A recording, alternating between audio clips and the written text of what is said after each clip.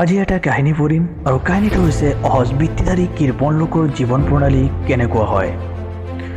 এক শ্ৰেণী কৃপণ আছে যাৰ সহজ বৃত্তিবোৰৰ তেজ কমি গ'লেও অহজ বৃত্তিবোৰ প্ৰবল হৈ থাকে আৰু সেই অহজ বৃত্তিবোৰ সিহঁতে আনৰ খৰচত সন্তুষ্ট কৰিবলৈ যত্ন কৰে। ভাল বস্তু খাবলৈ সিহঁতৰ বৰ অভিলাষ, কিন্তু নিজৰ ধন খৰচ কৰি ভাল বস্তু কেতিয়াও নাখায়। নিজৰ ঘৰত সদায় শাক ভাতৰ ব্যৱস্থা, কিন্তু লোকৰ ঘৰত উপাদেয় বস্তু নহ'লে ভোজন নকৰে। নিজৰ ঘৰত সদায় এখন আঞ্জা, লোকৰ ঘৰত 5খন বিচাৰে। নিজৰ কামত খোজকাঢ়ি এদিনৰ বাট যায়, লোকৰ কামত বাহন নহ'লে একোজন নলৰে। মুঠ কথা, লোকৰ ওপৰত পালে ভালৰো ভাল খায়, ভালৰো ভাল পিন্ধে, কিন্তু নিজৰ খৰচত চলিব লাগিলে মোটা চাউলৰ ভাত খায় আৰু ধৰিয়া সূতাৰ কাপোৰ পিন্ধি দিন কটায়। খাবন পিন্ধন সম্বন্ধে এই শ্ৰেণীৰ কৃপণৰ মুখত সদায় ডাংকোপ মৰা কথা। সিহঁতে নিজৰ আচল অৱস্থা কেতিয়াও সদৰি হ'ব নিদিয়ে, কাৰণ তেনেহ'লে আনৰ ঘৰত ডাংকপ বা দমবালি মাৰিবলৈ তাৰ বাট নৰয়।